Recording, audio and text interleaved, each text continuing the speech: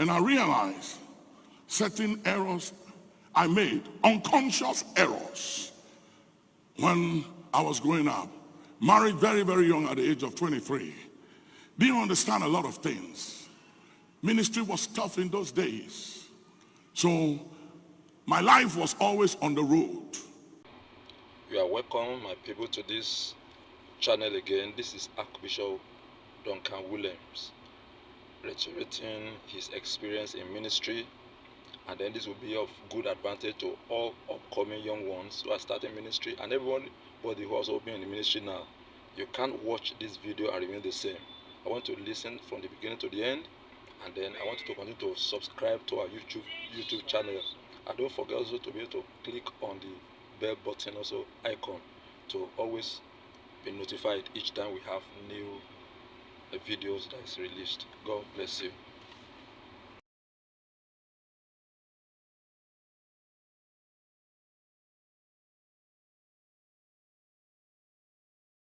As I've grown and maturing, I checked a lot of things. I was always gone. I was telling them about Bishop Ben. I used to go 6 weeks, sometimes 8 weeks, to North America, South America, Asia, travel for days to be able to make ends meet, to provide and take care of the family, because the church couldn't take care of me.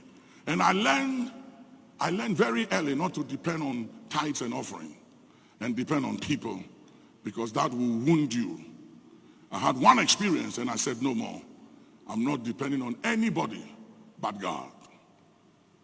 And I realized when I look back and I look at the lives of my kids, I realize that there is a vacuum that has been created that is going to take a lot of grace and wisdom to bridge that gap. And this was what created the vacuum. I was never there. I provided. I paid their school fees. I made sure they had everything they needed, but I was never there. And I'll go. And even when I come, most times I'm tired, so I have to sleep. And by the time I'm up in the morning, they've left for school. Because I wake up and pray at midnight and go back to sleep. So by the time I'm up, they've left for school. By the time they come back, I'm in the office. When I come back from the office, they are asleep. When they wake up, I'm asleep. And it went on for many years. And I realized just recently by revelation that I was an absentee father. That even though I loved them and I cared for them, I lacked understanding of many things. That is not just provision and providing, but you need to have that emotional connection. And it wasn't there. So they have to raise themselves, and they got to learn to be survivors and create all kinds of things in order for them to survive and to fill that void. But nobody can fill those void, and nothing can fill that void but the love of a father. And it is taking a lot of work to try and bridge that gap. Yesterday I took my grandchildren into the pool and I started doing aerobics with them in the pool.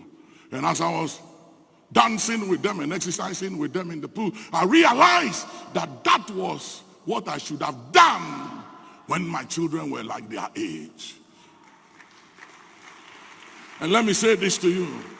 Let me say this to fathers and mothers. I know you mean well, and I know you love your kids. And I know you got to provide ends meet. And you got to go out there and work and fight, because life is tough and life is not fair. And life does not give you what you desire or expect by what you fight for. But in the mix of fighting for everything to provide for them, make a little time every now and then to bond with them, because you're going to need it. Because if you don't bond with them now, there'll come a time and there'll be such a vacuum between you and them that it's going to take a lot to fill it. One of my sons, he don't call me dad. I've done everything to say, listen, I'm not saying, call me dad. And he keeps unconsciously calls me sir, because he never saw me as a dad as he was growing up. He saw me as sir. He saw me as this anointed, gifted, powerful man of God, but not a dad, because I was never around to play with him, to do things with him. so he can see me as a dad and a friend. And I'm trying to make it up, to work at it, to bridge the gap. And he takes everything you can think of. He takes every grace. He takes every humility. He takes all your humanity.